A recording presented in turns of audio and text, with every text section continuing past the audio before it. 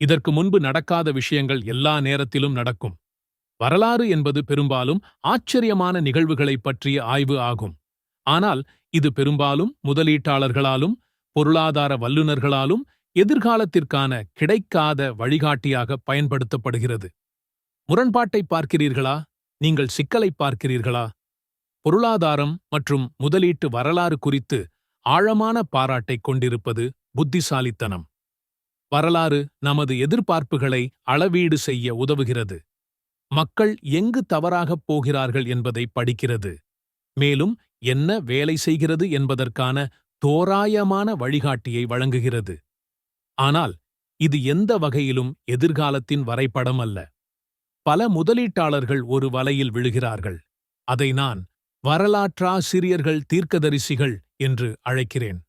புதுமையும் மாற்றமும் முன்னேற்றத்தின் உயிர்நாடியாக இருக்கும் ஒரு துறையில் எதிர்கால நிலைமைகளுக்கு ஒரு சமிக்ஞையாக கடந்த கால தரவுகளை அதிகமாக நம்பியிருப்பது. இதைச் செய்வதற்கு முதலீட்டாளர்களை நீங்கள் குற்றம் சாட்ட முடியாது. முதலீட்டை ஒரு கடினமான அறிவியலாக நீங்கள் கருதினால் வரலாறு எதிர்காலத்திற்கு ஒரு சரியான வழிகாட்டியாக இருக்க வேண்டும். புவியியலாளர்கள் 1 பில்லியன் ஆண்டுகால வரலாற்றுத் தரவுகளை பார்த்து பூமி எவ்வாறு செயல்படுகிறது என்பதற்கான மாதிரிகளை உருவாக்க முடியும். வானிலை ஆய்வாளர்களும் செய்யலாம். மேலும் மருத்துவர்கள் சிறுநீரகங்கள் 1020 செய்ததைப் போலவே 2020 செயல்படுகின்றன. ஆனால் முதலீடு என்பது கடினமான அறிவியல் அல்ல. இது புத்திசாலிகளை கூட பதட்டமாகவும் பேராசையாகவும் மனச்சோர்வாகவும் மாற்றும். சிறந்த இயற்பியலாளரான ரிச்சர்ட் ஃபெய்ன்மேன் ஒருமுறை கூறினார், எலக்ட்ரான்களுக்கு உணர்வுகள் இருந்தால் இயற்பியல் எவ்வளவு கடினமாக இருக்கும் என்று கற்பனை செய்து பாருங்கள்.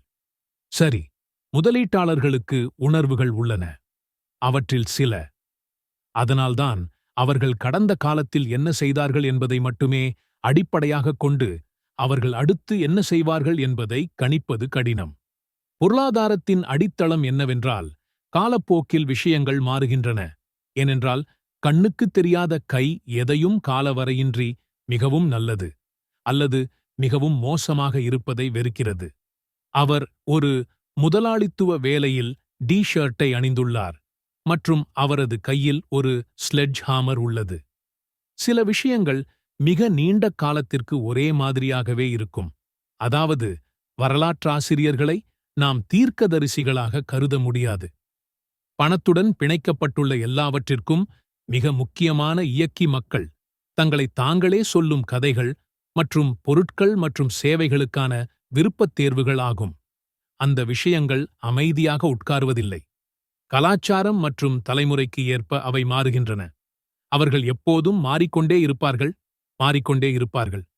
இங்கே நாமே விளையாடும் மனத்தந்திரம் பணத்தைப் பொறுத்தவரை அங்கு இருந்த அதைச் செய்த மக்களின் அதிகப்படியான போற்றுதலாகும். குறிப்பிட்ட நிகழ்வுகளை அனுபவிப்பது அடுத்து என்ன நடக்கும் என்பதை அறிய உங்களுக்கு தகுதி அளிக்காது. உண்மையில் இது அரிதாகவே நிகழ்கிறது.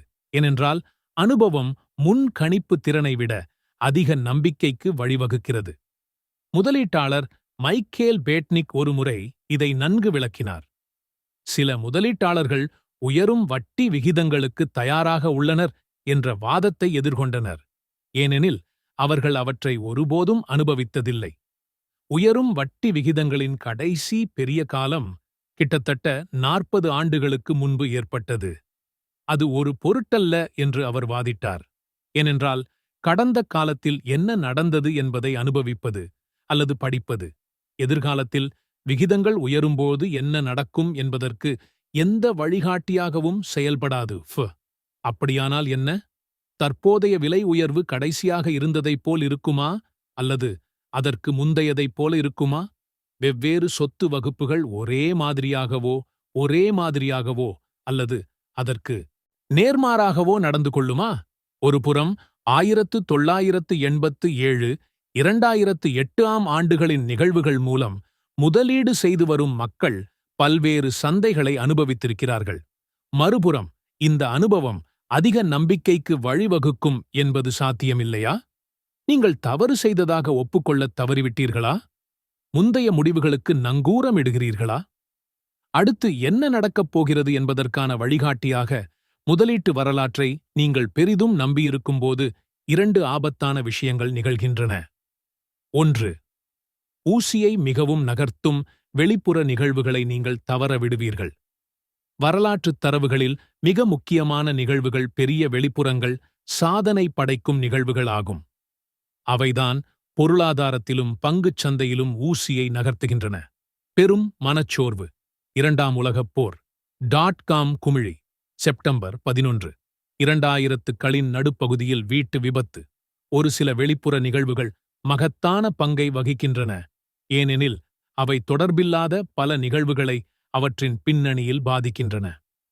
15 பில்லியன் மக்கள் 19 மற்றும் 20ஆம் நூற்றாண்டுகளில் பிறந்தனர். ஆனால் அவற்றில் 7 மட்டும் இருந்திருக்காவிட்டால் உலகப் பொருளாதாரம் மற்றும் முழு உலகமும் இன்றைக்கு எவ்வளவு வித்தியாசமாக இருக்கும் என்பதை கற்பனை செய்து பாருங்கள். Adolf Hitler, Joseph Stalin, Mao Zedong, Gavrilo Princip, Thomas Edison, Bill Gates, Martin Luther King. இது மிகவும் அர்த்தமுள்ள பட்டியல் என்று கூட எனக்கு தெரியவில்லை. ஆனால் இந்த 7 பேரும் தங்கள் அடையாளத்தை விட்டு வெளியேறாமல் இருந்திருந்தால் இன்றைய உலகத்தைப் பற்றிய கிட்டத்தட்ட அனைத்தும் எல்லைகள் முதல் தொழில்நுட்பம் வரை, சமூக விதிமுறைகள் வரை வித்தியாசமாக இருந்திருக்கும். இதைச் சொல்ல மற்றொரு வழி என்னவென்றால், கடந்த நூற்றாண்டில் உலகின் பெரும்பாலான திசைகளுக்கு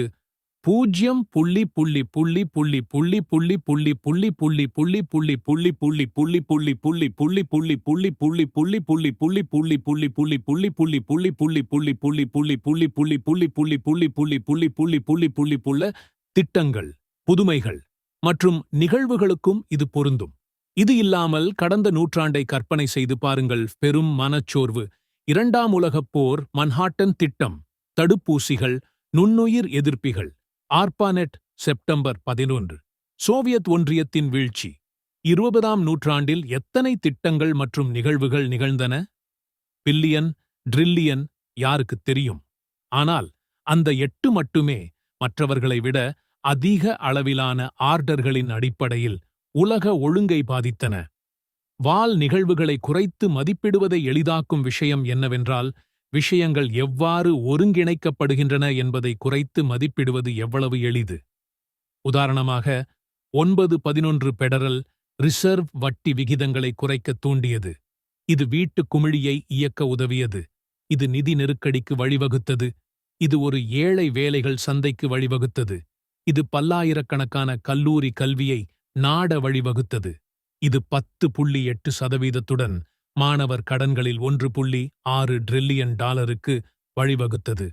19 கடத்தல்காரர்களை மாணவர் கடன்களின் தற்போதைய எடையுடன் இணைப்பது உள்ளுணர்வு அல்ல, ஆனால் ஒரு சில வெளிப்புற வால் நிகழ்வுகளால் இயக்கப்படும் உலகில் இதுதான் நடக்கிறது. உலகப் பொருளாதாரத்தில் எந்த ஒரு தருணத்திலும் என்ன நடக்கிறது என்பதில் பெரும்பாலானவை கணிக்க முடியாத ஒரு சில கடந்த கால நிகழ்வுகளுடன் பிணைக்கப்படலாம். பொருளாதார வரலாற்றில் மிகவும் பொதுவான சதி ஆச்சரியங்களின் பங்கு ஆகும். ஆச்சரியங்கள் ஏற்படுவதற்கான காரணம் நமது மாதிரிகள் தவறானவை அல்லது நமது புத்திசாலித்தனம் குறைவாக இருப்பதால் அல்ல. ஏனென்றால் அடால்ஃப் ஹிட்லரின் பெற்றோர் அவர் பிறப்பதற்கு 9 மாதங்களுக்கு முன்பு மாலையில் வாதிட்ட முரண்பாடுகள் அவர்கள் ஒரு குழந்தையை கருத்தரிப்பதற்கு சமமாக இருந்தன. தொழில்நுட்பத்தை கணிப்பது கடினம், ஏனென்றால் ஜோனாஸ் சால்க் வெறித்தனமாகி ஒரு தடுப்பூசியை கண்டுபிடிப்பதற்கான தனது தேடலை கைவிட்டிருந்தால் பில் கேட்ஸ் போலியோவால் இறந்திருக்கலாம். மாணவர் கடன் வளர்ச்சியை எங்களால் கணிக்க முடியாததற்குக் காரணம், ஏனெனில் விமான நிலைய பாதுகாப்புக் காவலர் 9/11 அன்று கடத்தல்காரரின் கத்தியை பறிமுதல் செய்திருக்கலாம். அவ்வளவுதான் இதில் உள்ளது.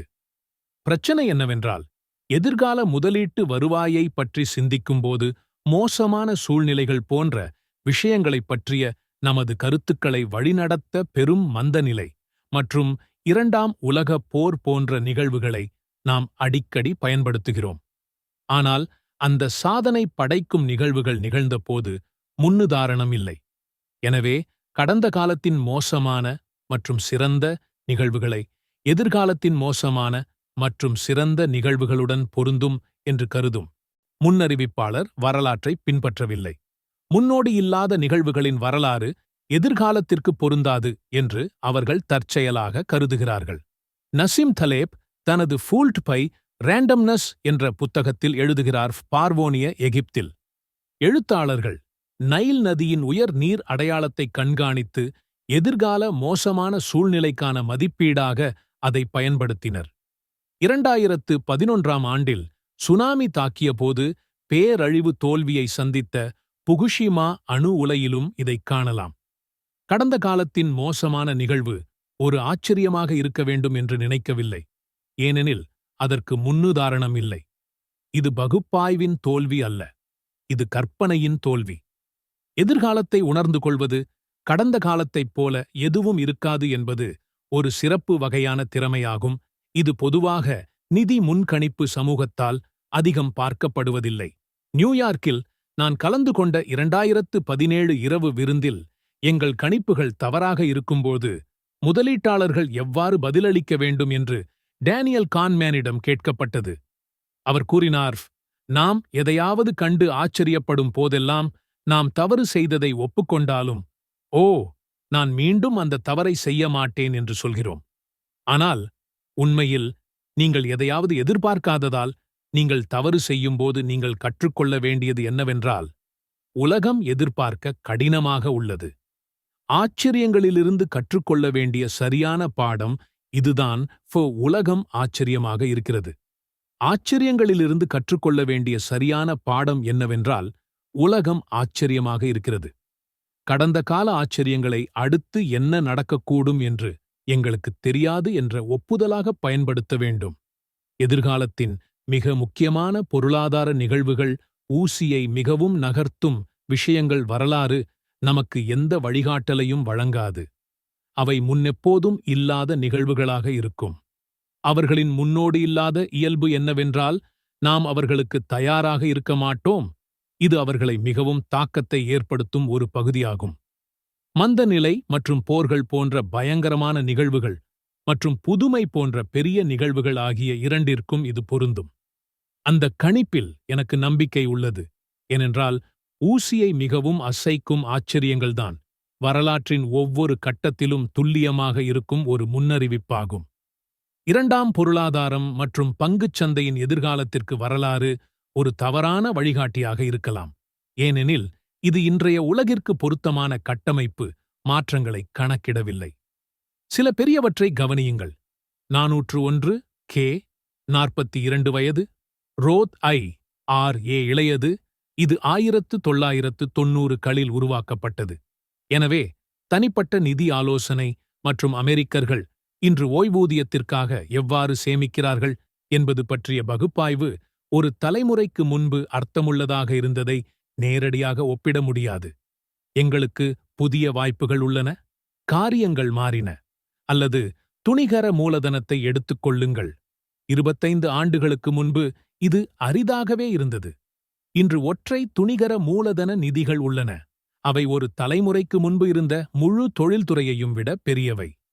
4 பேர் நைக் நிறுவனர் பில் நைட் தனது நினைவுக் குறிப்பில் வணிகத்தில் தனது ஆரம்ப நாட்களைப் பற்றி எழுதினார். துணிகர மூலதனம் என்று எதுவும் இல்லை.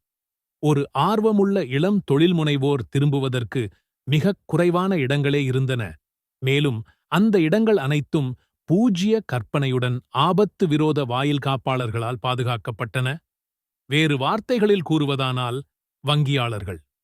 இதன் பொருள் என்னவென்றால், தொடக்க நிறுவனங்கள் எவ்வாறு நிதியளிக்கப்படுகின்றன என்பது பற்றிய சில தசாப்தங்களுக்கு முந்தைய அனைத்து வரலாற்றுத் தரவுகளும் காலாவதியானவை.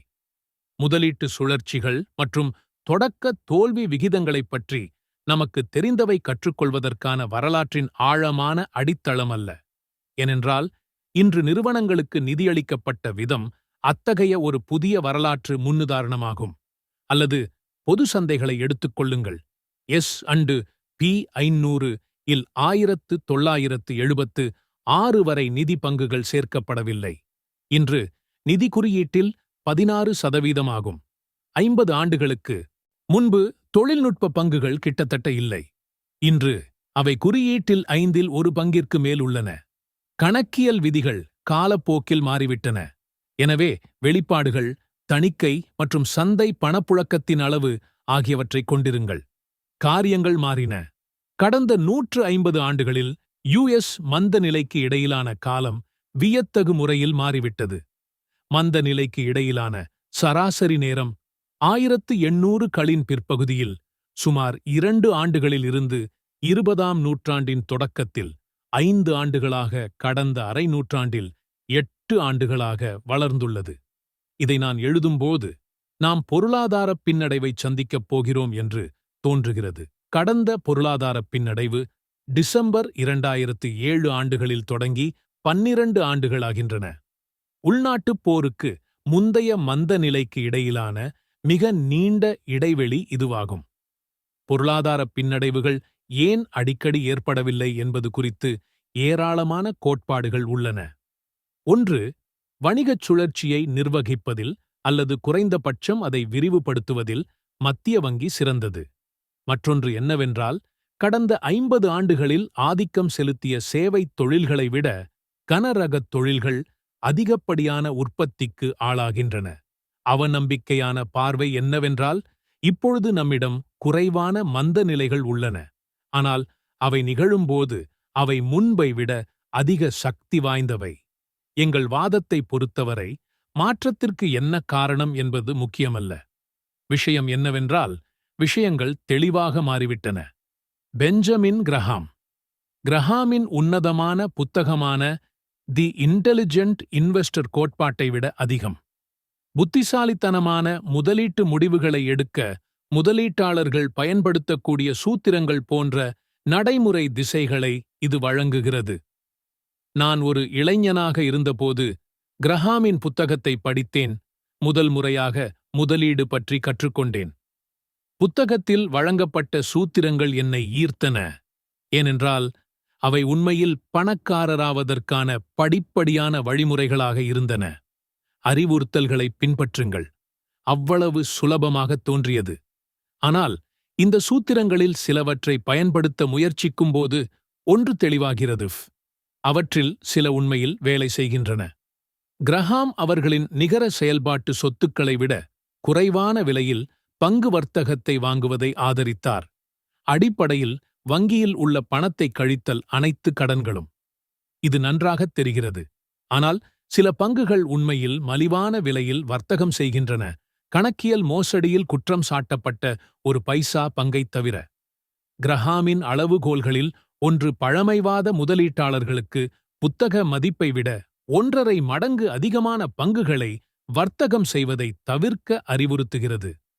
கடந்த 10 ஆண்டுகளாக நீங்கள் இந்த விதியை பின்பற்றினால், காப்பீடு மற்றும் வங்கி பங்குகளைத் தவிர வேறு எதுவும் உங்களுக்குச் சொந்தமான் இருக்காது. அது சரி என்று எந்த உலகமும் இல்லை. புத்திசாலித்தனமான முதலீட்டாளர் எல்லா காலத்திலும் மிகப்பெரிய முதலீட்டு புத்தகங்களில் ஒன்றாகும்.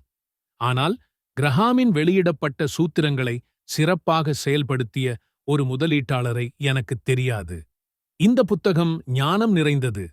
ஒருவேளை இதுவரை வெளியிடப்பட்ட வேறு எந்த முதலீட்டு புத்தகத்தையும் விட அதிகமாக இருக்கலாம். ஆனால் எப்படி வழிகாட்டுவது என்பது கேள்விக்குரியது. என்ன ஆயிற்று? கிரஹாம் ஒரு ஷோமேனாக இருந்தாரா? அவர் நன்றாக ஒலித்தார், ஆனால் அவரது ஆலோசனை வேலை செய்யவில்லை. சற்றும் இல்லை. அவர் ஒரு வெற்றிகரமான முதலீட்டாளராக இருந்தார், ஆனால் அவர் திறமையானவராக இருந்தார். அவர் ஒரு உண்மையான எதிர்ப்பாளராக இருந்தார். முதலீட்டு யோசனைகளில் அவர் அவ்வளவு திருமணம் செய்து கொள்ளவில்லை. மற்ற பல முதலீட்டாளர்கள் அந்த கோட்பாடுகளை பிடிக்கும்போது அவர் அவர்களுடன் ஒட்டிக்கொள்வார்.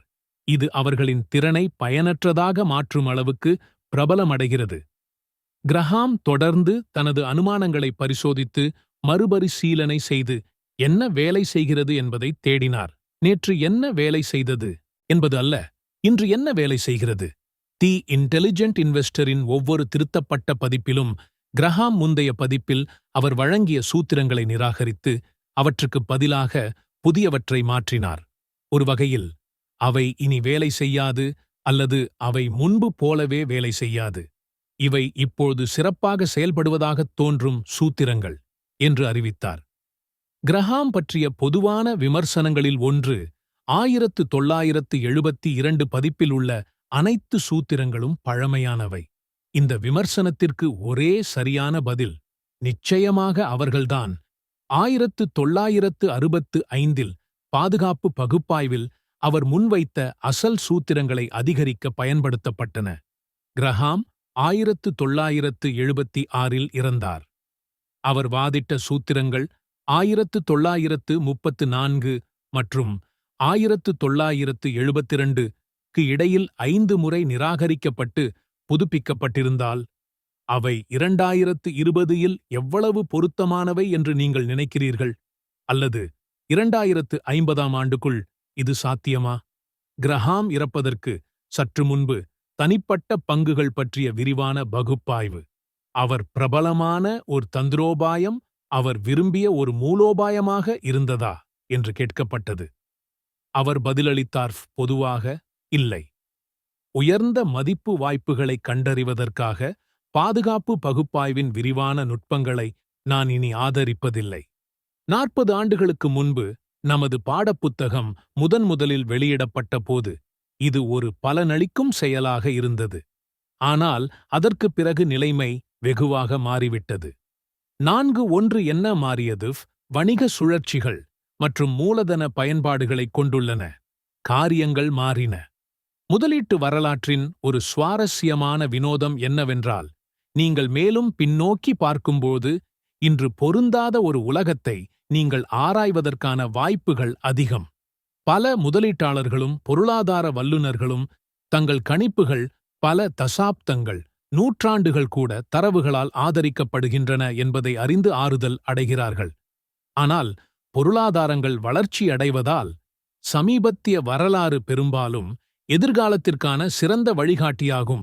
ஏனெனில் இது எதிர்காலத்திற்கு பொருத்தமான முக்கியமான நிலைமைகளை உள்ளடக்கியிருக்கலாம்.